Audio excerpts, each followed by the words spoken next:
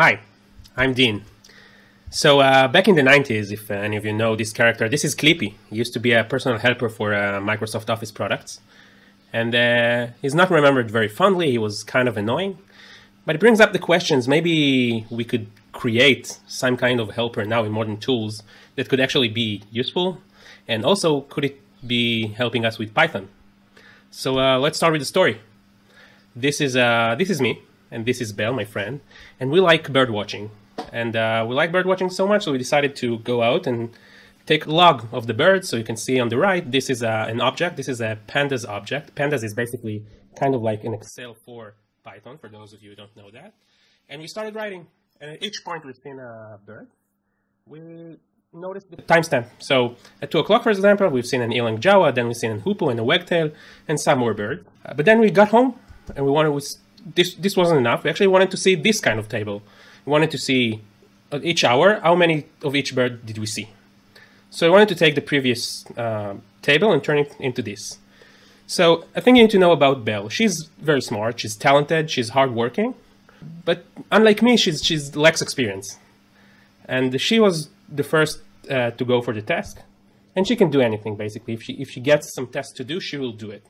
The thing is, because she's unexperienced, there are maybe some things in the Pandas API that she's not familiar with. But she starts, she's not afraid of some of those tasks, and she starts, and she's writing all those lines of code, and this, believe me, gets the job done. The thing is, it's very long, and it has some things that she cannot overcome. She needs many lines to overcome on some challenges. And it's very hard to maintain, basically. So if she comes back to this code in 2 weeks, she's like, what's happening here? Now I get to the task at hand, and I know of some methods that Belle doesn't know about, like resample and unstack. And this is my code. This is doing the same, basically. Both sides of the same are doing the same job. Question is, why do you need me, right?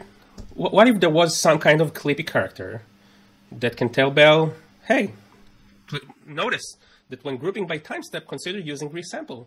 Now, this is the first time Belle knows about resample.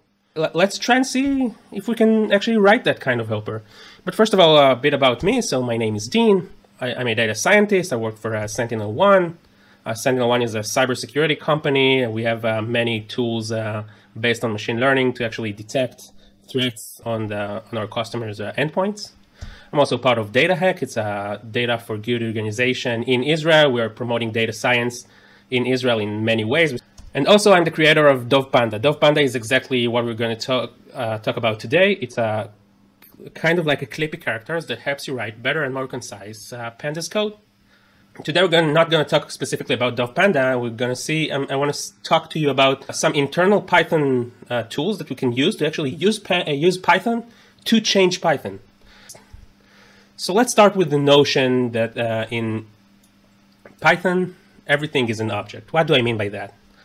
You can define a function. It's called my function. It gets an x and returns x plus 5.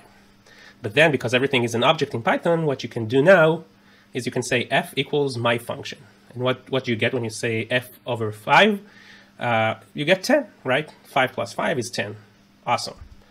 Now you can say my function, so the name my function equals to 1. My function is a function, so let's try and run that. And my function of 5, what you get, type error, int object, is not callable. Well, so what did we do? Well, my function is no longer a function, it's an int. But what do we get if we say f of 5? We still get a 10. So basically there's a function, there's this function object that we've given new names to, right? It's not anymore called my function, it's called f, and this is it. But that's because everything in Python is an object. But you should handle this with care. Why? Because you can say len. Len is a built-in function, right? You can say len equals 5, and when you're trying to see what's the len of Pyjamas, you would get type error. Int object is not callable. So you can actually change built-in Python functions to do anything you want. Specifically, you can make it destroy Python, but we'll see how we can do it to actually do nicer stuff. Let's start with hooking over a function. So basically, how this helper works is that the helper sees a function, and the helper wants to run that function, but the helper also wants to run another function before that. That's called hooking. Now, if you build a package that's actually expects hooking, there are many better ways to do it. But now we have functions that nobody ever intended for them to be hooked upon, but you can see how we can do that. So let's start. What can we do with hooking. Let's say original len equals to len, right? So we have a function and we call it original len, and it's doing this, currently it's doing the same as len. But now we can define another function, it gets an object. First of all, it prints something. Len works on lists and strings and will not work on ints and floats. And then return the original len. Why do we return the original len and not len? Because now we can change len to say what's the len of live. So it will print 4, as you see in the third line. But first of all, it says len works on lists and strings and will not work on ints and floats. Why is it good for us? Because later, when we get some more complex function, this is actually a personal helper. It's doing the job. It says what's the len of live, but it also teaches you something about the function. Let's check what's the len of 5. So type error because int has no len, but before that it says the same thing, and you can read will not work on ints and floats. Okay, now I understand why type error, why I got the type error. Let's do another one. Let's attach hook on math.cosine. So from math, we import the cosine and the pi, and we say original cosine equals to cosine. We define another object, write some message to the screen, and we return the original cosine. Now we say cosine equals other cosine. We check what's the cosine of pi, and it says the message cosine works in radians, not degrees. This is now becoming nice, right? Because not all the people know that. Of course, it's written in the documentation, but not all the people bother with that, and you may get unexpected results. But if the helper used to would actually say that on the screen, that would be a lot clearer. But what now? Now we're still writing the code. Now we're 200 lines later, many minutes later, maybe even days. We got again to our code, and now we say original cosine equals to cosine. We define another cosine. Cosine equals other cosine. And what's the cosine of pi? That's strange. It first of all says the message that we want, but then it's endlessly writing the previous message. Why is that? Because original cosine equals to cosine, it's not actually the original cosine, it's the one that we used to do before. And we get a recursion error because it's always running the same, the first other cosine. So what can we do? Let's keep a ledger. So we have Belle, she's trying to write those hooking function, and we have me, and I keep a ledger. So Belle can come and say, hey Dean, did I already hook on cosine? And I say, yep. And if I say yep, she says, cool, I'll just use it again as the original cosine. But now she will say, hey, did I hook on sine? And I say, nope. So she says, okay, so this is original sine. Take it, keep it in the ledger, and I'll now use it. But if I come again, let me use it again. So how do we do that? So we import cosine, sine, and pi, and we have the ledger. And now we say the string cosine, what does it keep? It keeps the function cosine itself, and sine the same. How does the ledger looks like? Exactly as you would expect, cosine, and now it holds the built-in function cosine. Why is it any good? Now we can define an original func that gets a name and returns the function. So if we ask for original func of cosine, we get it. So now Belle can write code. She says original cosine is the original function of cosine, and now she's doing some things with the messages. She's hooking over a function, and it works. And now I come. I also want to hook over cosine. I do the same thing, but because the cosine is in the ledger, I just get it, and it works perfectly for the both of us. So what do we do now? We just need to import math, and then from math, build a ledger of everything that's in math, right? The string cosine for cosine, the string floor for floor, the string factorial for factorial.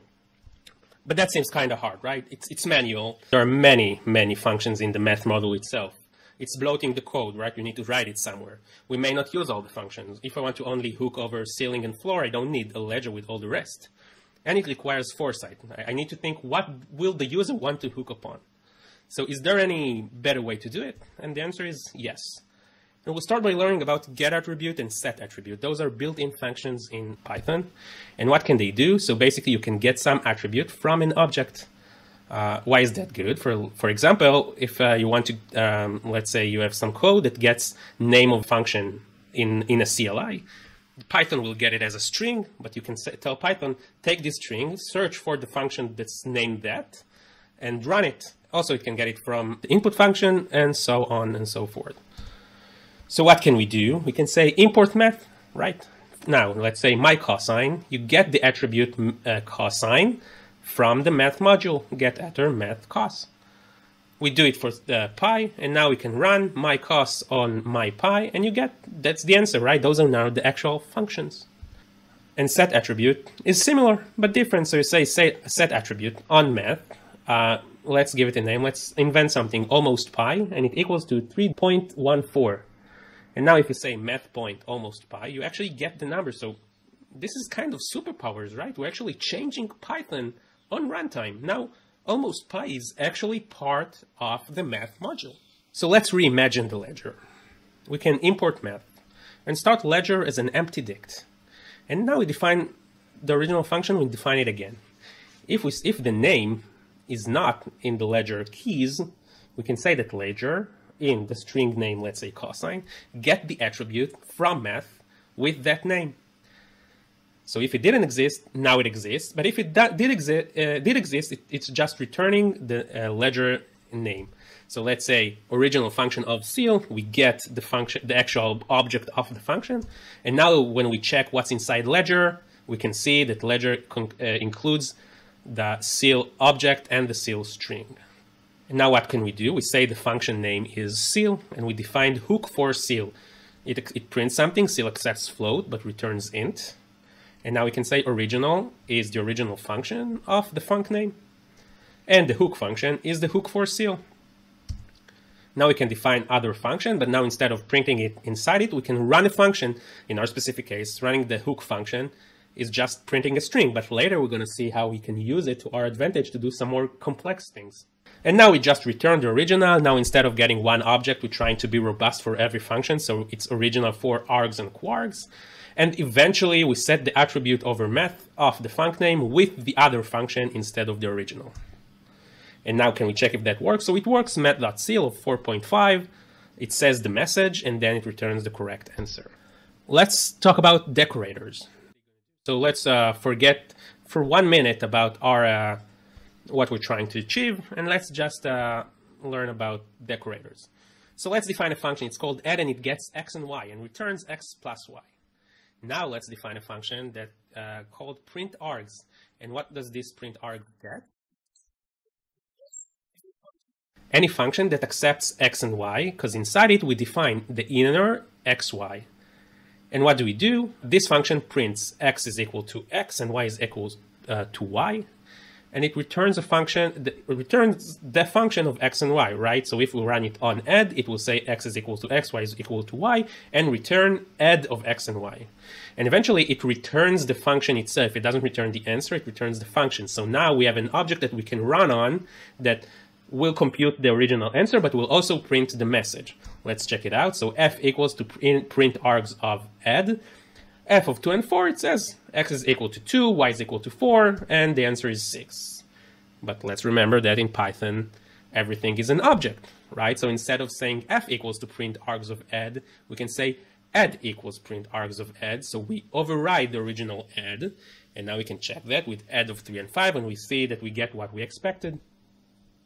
So now we have f equals to some wrapper of f, and this is a very common pattern in Python.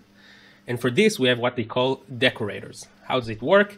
Instead of saying add equals print args of add, we're just doing at print args, and the function that will come in the next line, that's the function that we will pass into print args. So if we define again sub of x and y, it returns x minus y, and if we do sub of 10 and 7, we can see that it says again x equals to 10, y is equal to 7, and returns the correct answer. Now I think you can see how it's going to relate to our code. So that's basically the code we've seen. But instead we can write this code. So we define a robust function that has add hook, and it gets a function name. And now it's doing the larger part, original equals to original function. And now we define an inner function that says other function, and we give it the hook function. And now we define the inner, and basically doing the things that we've seen. We have the set attribute inside that function, and we return finally the other function. Why is it good for us? Because now we have actually a decorator at add hook. So add hook over which function? Oh, over function floor, cool. What do you want to do? So we define a new function which just prints a message. So let's see, math.floor minus 4.2. So it actually says this could be very confusing. It says floor and negative numbers may be confusing. And actually you get the right answer, minus 5, it's not minus 4. So now we have a cool mechanism that instead of doing all the things that we've just learned by now, once we define the hooking function and the ledger, this is it. We just have now, for hooking over any type of function, we just need to write add hook over which function, then define what the hooking function is going to do. So in our example, we're still just printing messages. It's going to be more complex later. And we're hooking over ceil, over sine, over cosine, and so on and so forth. Now let's talk about the inspect module. The inspect module, what it does, it can actually look at Python code and explain how Python code itself is working. And why is it good for us? Because now we can give the hook functions not just printing messages. You can actually switch the signature of what function we are hooking upon, and then we can use it for our advantage. So now we have write args. It gets args and quargs, and it prints the args first and then the quargs. And now we get, let's set it upon some new function, add of xy, and then z, but z also has a default value. It returns finally x plus y plus z. So what if we say add of 1, 2, 3? Well, it prints 1, 2, 3, but then an empty dict for the quarks. What if we say add of 1, 2, and z equals 3? Well, now it prints something else. What if we say add of 1 and 2? It prints another thing completely, but we always get the same answer, right? It runs the function, but prints something else. Why does this happen? Because it passes different things in each function call. How do we solve that? Well, let's import inspect, and inspect has a thing called signature. The signature of add is exactly what's in the parenthesis when we defined add, and now we can bind to it the values that we want. So if we bind to it 1, 2, and 3, we get a signature. It's a bound arguments thing with the same values that we want. The nice thing about bound arguments, it could be turned into a dict with sig.arguments, and now we have a dict of the variable name or the argument name and the value. What's the nice thing about that? We can call bind with 1, 2, and z equals 3, but we still get the same dictionary. What happens if we don't bind z because z has a default value? Well, then we don't get z. So how do we solve that? We tell sig apply defaults. Because we have a default, we can tell the signature apply defaults. And now we can see that it works the same. So why should we do it? And this is the nice part. So everything that's grayed out is the stuff we've already seen. But now we get the signature, and we can inspect the signature of the original function. We can bind the args and the quargs. We can apply defaults. And now call a function with a dictionary that has the variable names and the values. But why? Why should we do it? So this is the answer. Let's take another function, pow, from the math module. This is basically pow of x and y. It's x to the power of y. The thing is, with a fractional powers, like if y equals to 0.5, this is like taking the square root. And we can now tell the user a message, a helpful message. This happens only if they give y value that's between 0 and 1. And also, when we get x that's less than 0, it says that maybe sometimes if the base is less than 0, it may not work for fractional powers. Why is that? Because, for example, there is no square root for -2. So let's check it out. Math.pow of 2 and 4, you get 16, and you don't get any message because they weren't in the conditionals. But if we take power of 16 and 0.5, it actually says taking the fractional power is like taking the inverse root, and this is what we see. We get 4. And also, when we do -4 and 0.5, we get a math domain error, but that's not very informative message for someone who maybe forgot their calculus for 10 years ago. But if we have a message that's very helpful that says base is less than 0, it may not work for fractional powers, well, now that person can maybe go to Wikipedia or ask their friend, why is it not working? Actually get an informed answer. Another thing we're going to see, it's the abstract syntax tree. So the nice thing about the abstract syntax tree, and this is, I believe, is a real superpower, we can actually see how Python thinks. Why is it good for us? Because now we can create hooking functions that see what the user, how the user called the function, and they can actually be informed of that and try to help you actually see the code that called that function. Let's see what I'm talking about. But first, let's see how Python thinks. So Python reads code as a tree structure. Every statement is like a moving part in a node in a tree. Let's start with the code x equals to 4. And it works like a tree. First of all, you start with the module. Now Python see, oh, that.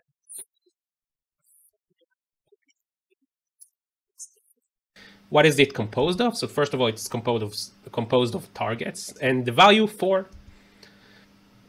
And now if we have 2 lines of code, x equals to 4, and then please give us x plus 3, we see that the module node has 2 leaves, and one of them is the part we've seen, and the other one is another expression. And we can see that the second line is not an assign operator, now it's an expression. So how can we see it in code? Basically, because by now we've seen this only on the whiteboard. So we import what's called AST, Abstract Syntax Tree. And we actually give it a string of Python code. We say node equals to ast.parse, x equals to 4. Now node contains these 3 objects.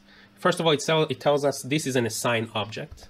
We can also ask it, give me node body 0, target 0. What is that? You can see on the right that it's exactly the things that's written on top of those squares. It says body 0, target 0s. It has name with ID x. And in the last line, you can say node body 0, target 0, ID, and the return value is the string x. And again, you can do it for the value, and the value is an object that contains something that's called n, and n is equal to 4. Why is it good for us? So let's just for a second return to pandas. Pandas is like an Excel for Python, and one of the objects it contains is a series. A series is like one column in the Excel sheet. And we can instantiate a series. So let's instantiate a series that's 1, 3, 2. And then let's sort the values. And when we sort the values, we can see that it says 1, 2, 3. But then the index, so you get an index and the values.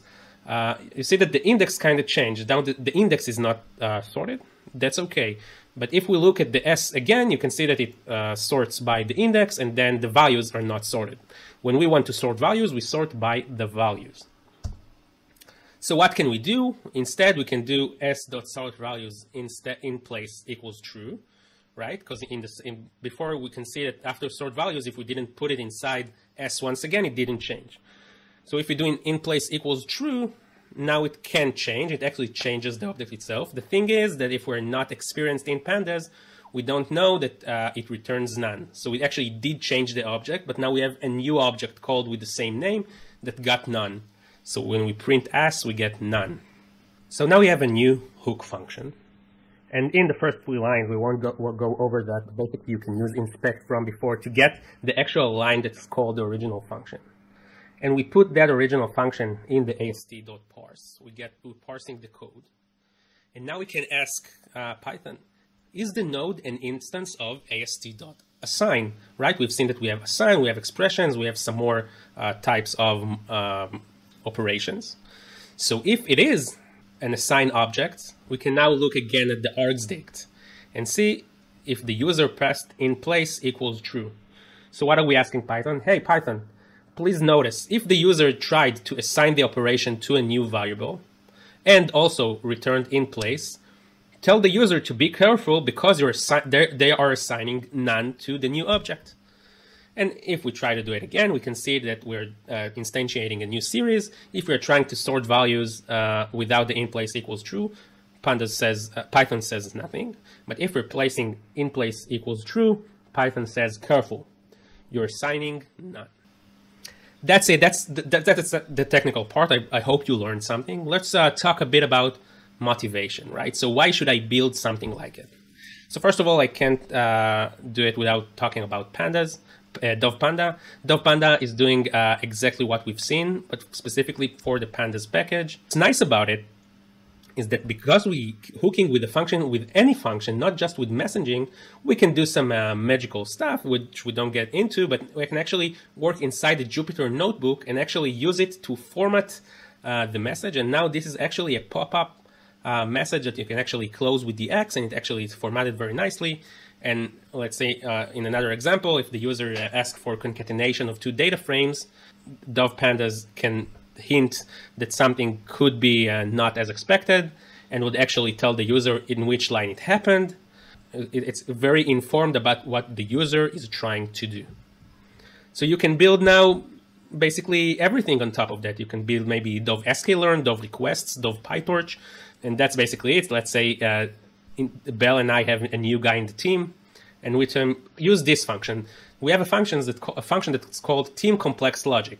This complex logic gets a text and gets a classifier object from sklearn, but also gets a protocol. And the thing is that if you use this specific classifier with the specific protocol, it doesn't work. And you could have written that in the documentation, but once you have a combination of many moving parts, it's becoming difficult to write that in the official documentation. So what can you do? You can actually hook over that function, and when you see that those things are not working together, you raise the type error as you would have in the original meeting. But then you can also tell new guy that you've chosen none as a protocol, which automatically chooses some other protocol, and it does not work. And because you don't want to write all that in code, you tell the new guy, hey, just enter the team's wiki and read about it more. And in the team wiki, we have many explanations of how it works.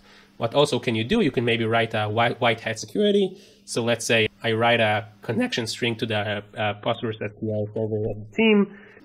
I actually put the password in the string.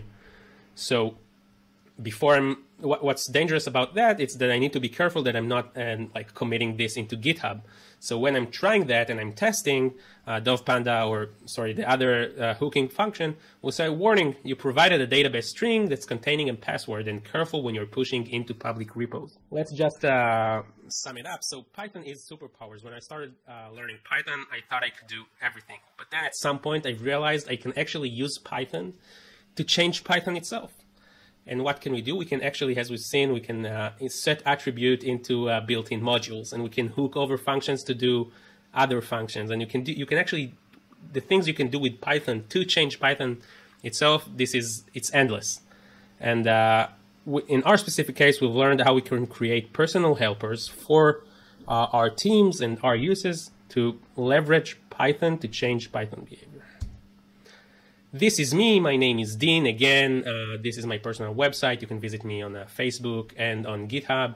If you use pandas, I encourage you to try Dove Panda. It will help you a lot, I believe. I'm also on LinkedIn. And thank you for coming to my talk.